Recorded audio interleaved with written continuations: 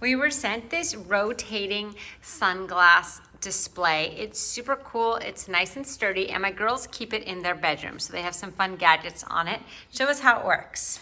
So you can put sunglasses on it, like put one strand, so now I'm gonna do. And then it can kind of spin around. And what can you put up here?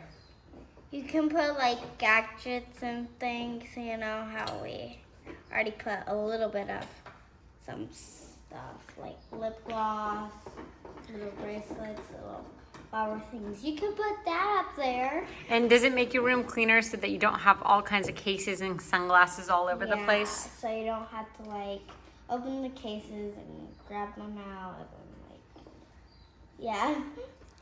Sweet. So this is perfect whether you're going to put it in your kids' room or for yourself. It is wonderful, and it doesn't have to only hang sunglasses, but that definitely works really, really well on it.